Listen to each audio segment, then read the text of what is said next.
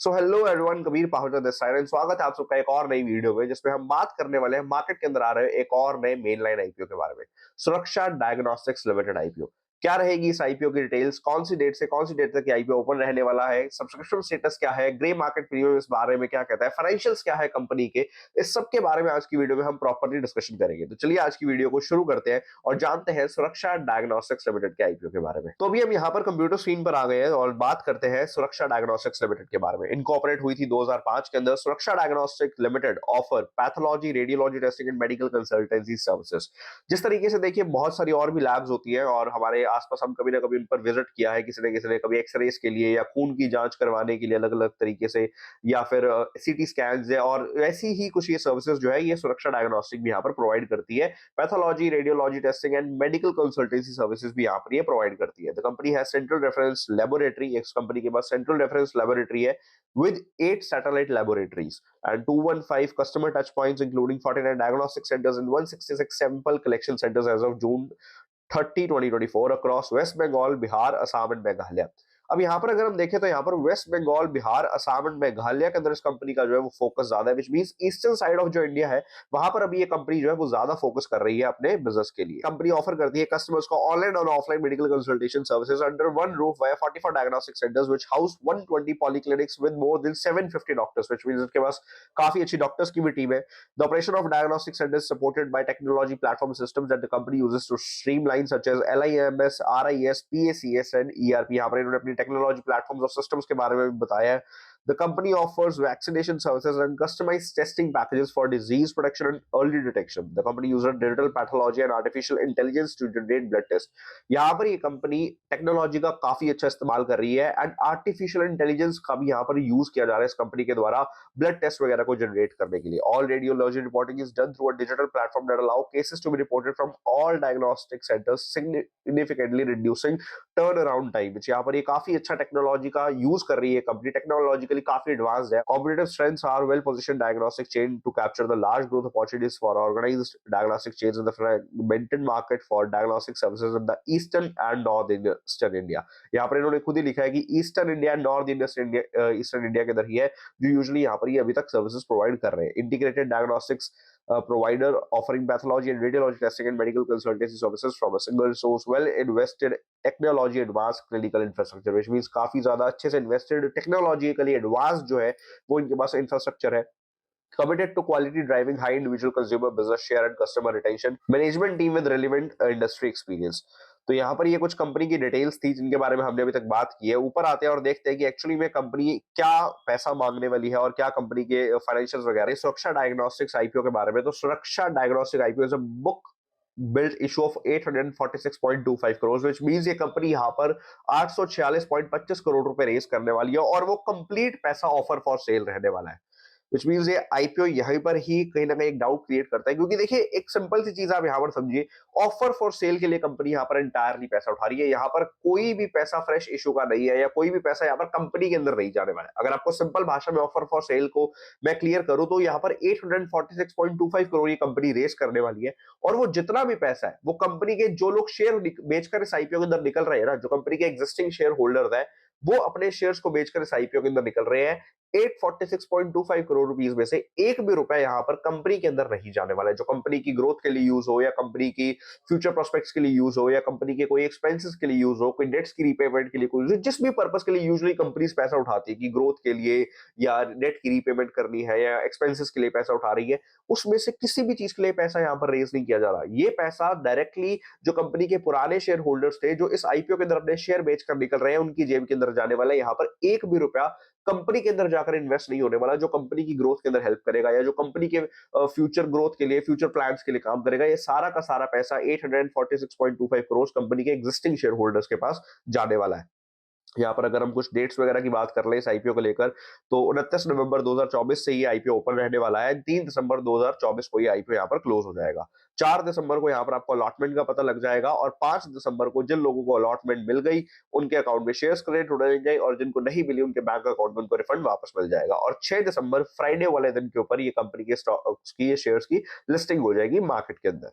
यहाँ पर कुछ और डिटेल्स के बारे में बात करते हैं। आईपीओ डेट 29 नवंबर टू 3 दिसंबर ये हमने देख लिया। Face value 2 rupees per share है यहाँ पर। प्राइस बैंड 420 से 441 पर शेयर है। लॉट साइज की अगर मैं बात करूं तो 34 शेयर्स का यहाँ पर लॉट साइज रहने वाला है और 846.25 करोड़ रुपीस का ये इशू है और सारा का सारा ऑफर फॉर सेल है। नीचे अगर यहाँ पर हम बात कर लें लॉट्स के बारे में तो रिटेल यहाँ पर मिनिमम 1 लॉट अप्लाई कर सकता है जिसमें 34 शेयर्स रहने वाले हैं और 14,994 रुपए की अमाउंट यहाँ पर आपकी लगने वाली है। करीबन करीबन 15,000 ये मानकर चलते हैं, 6 रुपए का यहाँ पर एक डिफरेंस रह गया है। रिटेल पर्सन मैक्सिमम 13 लॉट्स यहाँ पर अप्लाई कर सकता है। स्मॉल एचएनआई यहाँ पर मिनिमम 14 लॉट्स अप्लाई कर सकते हैं और मैक्सिमम यहाँ पर आप स्मॉल एचएनआई कैटेगरी के अंदर 66 और अगर आप उससे एक लॉट और अप्लाई करते हैं 67 तो आप बिग एचएनआई कैटेगरी के अंदर आ जाते हैं। अब एचएनआई कैटेगरी के अंदर अप्लाई करने से पहले हमें एक बात याद रखनी है कि यहाँ पर कोई भी लॉक इन पीरियड नहीं है। बहुत से लोगों को सवाल होता है कि यार अगर हम एचएनआई कैटेगरी के अंदर अप्लाई करें तो क्या हम साथ के साथ शेयर्स बेचकर निकल सकते हैं? डेफिनेटली यस, आप यहाँ पर निकल सकते हैं। कोई भी लॉक इन पीरियड नहीं है, कहीं पर भी आपका पैसा रुकने वाला फंसने वाला नहीं है, तो आप इसके अंदर अप्लाई भी कर सकते हैं अगर आपके पास इन्वेस्टमेंट है तो। यहाँ पर कुछ और डिटेल्स कंपनी की देख लेते हैं। एंकर इन्वेस्टर्स को यहाँ पर 30% ऑफर किया है, क्यूआईबी को 20%, एनआईआई को यहाँ पर 15% और रिटेल को 35% शेयर्स इन्होंने यहाँ पर ऑफर किए हैं। नीचे चलते हैं, कुछ और डिटेल्स के बारे में कंपनी की बात करते हैं। सुरक्षा डायग्नोस्टिक्स के फाइनेंशियल्स के ऊपर अब यहाँ पर अगर हम बात करते हैं, सबसे पहले अगर हम बात करें यहाँ पर हमें 3 साल के जो है फाइनेंशियल्स प्रोवाइड किए गए हैं। 31 मार्च 2022, 31 मार्च 2023, 31 मार्च 2024 और 2024 के सिर्फ 1 क्वार्टर का हमें यहाँ पर डेटा दिया है। वैसे 2 का आप डेटा ये दे सकते थे, ऑलरेडी दिसंबर आ चुका है और यहाँ पर 2 क्वार्टर्स का डेटा देना चाहिए था, बट स्टिल इन्होंने 1 क्वार्टर का दिया तो मल्टीप्लाई बाय 4 यहाँ पर कर सकते हैं।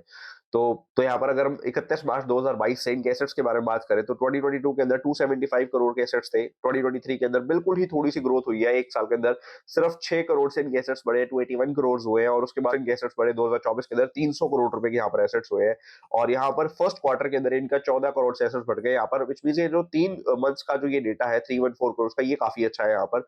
तो एसेट्स हमें यहाँ पर बढ़ते हुए दिख रहे हैं। ठीक है, स्लो ग्रोथ है बट डेफिनेटली एक अच्छा पॉइंट है कि एसेट्स हमें यहाँ पर बढ़ते हुए दिख रहे हैं। रेवेन्यू की अगर मैं बात करूं तो 225 करोड़, फिर रेवेन्यू इनका कम हो गया 193.69 करोड़। अब ये रेवेन्यू कम होने का एक कारण ये भी हो सकता है कि 31 मार्च 2022 के उस टाइम पर कोविड भी था, तो उसकी वजह से भी टेस्टिंग लैब्स जो है इनका काम काफी अच्छा चल रहा था, तो उसकी वजह से भी हो सकता है एक रेवेन्यू के अंदर ड्रॉप इन्हें देखने को मिला 193.69 करोड़ और उसके बाद रेवेन्यू फिर से एक ग्रोथ फेज के अंदर आ गया 222.26 करोड़ और यहाँ पर 61.65 करोड़। अगर इसको मल्टीप्लाई बाय 4 करें तो करीबन करीबन 240-45 करोड़ रुपए की अमाउंट बढ़ती है, तो एक अच्छा नंबर ही यहाँ पर दिखता है। प्रॉफिट आफ्टर टैक्स की बात करूं तो 20 करोड़, फिर घट गया 6 करोड़, फिर बढ़ गया 23 करोड़ और अभी 7 करोड़, विच मींस अगर परसेंटेज वाइज देखें तो फर्स्ट ईयर के अंदर करीबन करीबन 9% के आसपास का है 2022 के अंदर। सेकंड ईयर के अंदर अराउंड 4 या 5% का हमें यहाँ पर प्रॉफिट दिखता है और प्रॉफिट आफ्टर टैक्स 2024 की बात करें तो अराउंड अराउंड 10 सवा 10% के आसपास का हमें यहाँ पर प्रॉफिट दिखता है और इस टाइम पर हमें यहाँ पर 11% के आसपास का प्रॉफिट दिखता है। यहाँ पर अगर रिजर्व एंड सरप्लस की बात करी जाए तो 137, 147, 170, 176, तो रिजर्व एंड सरप्लस भी यहाँ पर हमें बढ़ते हुए दिखते हैं और बोरिंग्स की अगर मैं बात करूं तो 19, फिर घटी है 14, फिर घटी है 8 और अभी 7.57, तो नेग्लिजिबल सी यहाँ पर बोरिंग्स है। तो फाइनेंशियल इस कंपनी के अच्छे हैं, एसेट्स हमें बढ़ते हुए दिख रहे हैं। रेवेन्यू उसके अंदर हालांकि 1 साल ड्रॉप आया बट वो कोविड की वजह से हो सकता है, but company is still in a growth phase, company की ग्रोथ अच्छी है। प्रॉफिट आफ्टर टैक्स कंपनी का अच्छा है, नेटवर्थ कंपनी की यहाँ पर अच्छी है, रिजर्व एंड सरप्लस कंपनी के बढ़ते हुए दिख रहे हैं एंड टोटल बोरिंग्स भी यहाँ पर कंपनी के ऊपर काफी कम है, या आप नेग्लिजिबली मान लीजिए 7 करोड़ रुपए की सिर्फ बोरिंग्स है, जबकि रेवेन्यू प्रॉफिट्स और एसेट्स कंपनी के पास बहुत ज्यादा है उससे, तो काफी अच्छे कंपनी के यहाँ पर अभी तक फाइनेंशियल्स हमें दिखते हैं। नीचे अगर हम बात करें की परफॉर्मेंस इंडिकेटर के बारे में तो आरओई की अगर मैं कंपनी की बात करूं तो 14.09% का आरओई है, it's a great number. ROC की बात करूं तो 21.46, it's also a good number. Debt to equity की अगर मैं यहाँ पर बात करूं कंपनी का तो 0.2 सिर्फ यहाँ पर हमें दिखता है, तो विच मींस कंपनी के पास एक नेग्लिजिबल डेट है, तो ये काफी अच्छा नंबर है हमें यहाँ पर पता लगता है। प्राइस टू बुक वैल्यू यहाँ पर 13.1 है। मुझे आई डोंट नो व्हाई पर जितने में भी लास्ट आईपीओ आ रहे हैं सबकी प्राइस टू बुक वैल्यू काफी हाई रखकर वो आईपीओ आ रहे हैं, काफी बड़ी वैल्यूएशंस पर कंपनीज अपना जो है प्राइस टू बुक वैल्यू यहाँ पर लेकर आ रही है, तो ये थोड़ा सा ज्यादा है। Price to book value 13.1 which is on a higher side और पैट मार्जिन्स दैट इज 10%, तो ये भी कंपनी का अच्छा है। और ऑब्जेक्टिव्स ऑफ द इशू तो हमें यहाँ पर पता ही है, the company will not receive any proceeds from the offer of the sale and all the proceeds will go to the selling share holders, which means वो लोग जो कंपनी के अंदर अपने एग्जिस्टिंग शेयर्स को बेचकर निकल रहे हैं, सारा पैसा उनके के पास जाने वाला है। तो ये कुछ कंपनी के फाइनेंशियल्स थे। आरओई अच्छा है, आरओसी अच्छा है, debt to equity is very good और प्राइस टू बुक वैल्यू थोड़ा सा हायर साइड पर है एंड पैट मार्जिन्स भी यहाँ पर कंपनी के अच्छे हैं और फाइनेंशियल्स ओवरऑल अगर मैं बात करूं तो कंपनी के यहाँ पर अच्छे हैं। यहाँ पर अगर मैं सुरक्षा डायग्नोस्टिक्स को उसके कंपेटिटर्स के साथ अगर हम कंपैरिजन करें तो यहाँ पर कुछ 5 नाम हमारे सामने आते हैं और इनमें से अगर हम सबसे पहले ईपीएस की बात करें तो सबसे कम यहाँ पर सुरक्षा डायग्नोस्टिक्स का ईपीएस हमें दिखता है। यहाँ पर 43 है, 24 है, 13 है, 11 है, लेकिन यहाँ पर सिर्फ 4.43 का हमें यहाँ पर ये ईपीएस दिखता है। यहाँ पर आरओएनडब्ल्यू की भी अगर मैं बात करूं तो कंपनी का काफी अच्छा है सुरक्षा का, बाकी कंपेटिटर्स के अलावा भी अगर देखें तो यहाँ पर 13 का ही नंबर है, यहाँ पर 12.26 है, लेकिन यहाँ पर 14 है, उसके ऊपर भी 2 है, बट कंपनी एक अच्छे लेवल पर यहाँ पर स्टैंड करती है। लेकिन यहाँ पर जो प्राइस टू बुक वैल्यू है ना, वहां पर अगर हम देखें तो कंपनी का सबसे हायर साइड पे है। आप देखिए विजय डायग्नोस्टिक सेंटर्स 9.91, उसके ऊपर ये 5.93, 8.05, 0.07, लेकिन अगर मैं सुरक्षा डायग्नोस्टिक्स की बात करूं तो दिस नंबर इज 13 से भी ज्यादा है। तो यहाँ पर कहीं ना कहीं कंपनी जो है वो हायर वैल्यूएशन पर आ जाती है। कंपनी का जो प्राइस टू बुक वैल्यू है वो हायर साइड पर है, कंपनी एक हायर वैल्यूएशन पर आ रही है।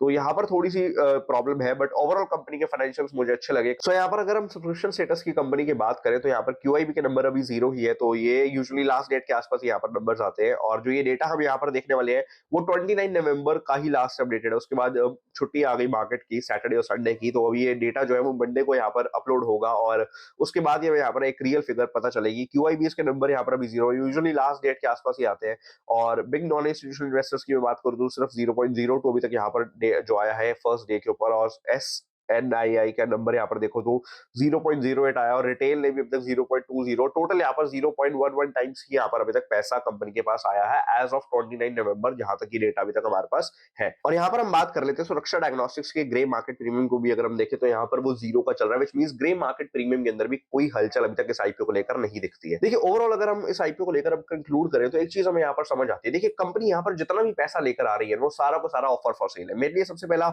यही एक पॉइंट है कि ऑफर फॉर सेल पर ये कंपनी यहाँ पर पैसा लेना चाहती है। देखिए एक चीज को समझिए, मैं यूजुअली ऐसे आईपीओस के अंदर इन्वेस्ट करना पसंद करता हूं जिनका पैसा कंपनी की ग्रोथ के लिए यूज हो, जो कंपनी के फ्यूचर के लिए, कंपनी के नए लैब्स खोलने के लिए, कंपनी के कोई नई टेक्नोलॉजी के अंदर इन्वेस्ट करने के लिए, कंपनी आर्टिफिशियल इंटेलिजेंस के अंदर इन्वेस्ट करना चाहती है, बेटर ब्लड सैंपल्स के लिए कुछ करना चाहती है, बेटर रिपोर्ट्स के लिए कुछ करना चाहती है, तो वहां पर मैं इसके अंदर काफी ज्यादा इंटरेस्टेड रहता कि ये कंपनी अपने कुछ फ्यूचर के लिए पैसा उठाया जा रहा है, लेकिन यहाँ पर सारा का सारा पैसा ऑफर फॉर सेल है, विच मींस ये एक भी रुपया कंपनी के अंदर नहीं जाने वाला है। अब यहाँ पर देखिए सब्सक्रिप्शन स्टेटस की मैं बात करूं तो हमें जब अपडेट होगा तो आई थिंक 8-10 गुना के आसपास हमें सब्सक्रिप्शन स्टेटस यहाँ पर दिख सकता है।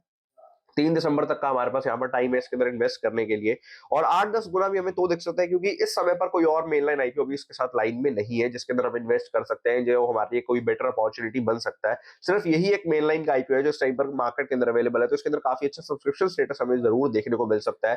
कंपनी के फाइनेंशियल्स यहाँ पर अच्छे हैं, मुझे एसेट्स काफी अच्छे लगे कंपनी के। ठीक है स्लोअर ग्रोथ है एसेट्स के अंदर बट डेफिनेटली एक अच्छी ग्रोथ है, रेवेन्यू अच्छा है, अर्निंग्स अच्छी है, रिजर्व्स एंड सरप्लस है, बोरोइंग्स यहाँ पर नहीं है और रेशियोज भी यहाँ पर काफी अच्छे हैं। एक प्राइस टू बुक वैल्यू थोड़ा हायर साइड पर डेफिनेटली है, बट ओवरऑल फाइनेंशियल्स की अगर मैं बात करूं कंपनी की अच्छी है।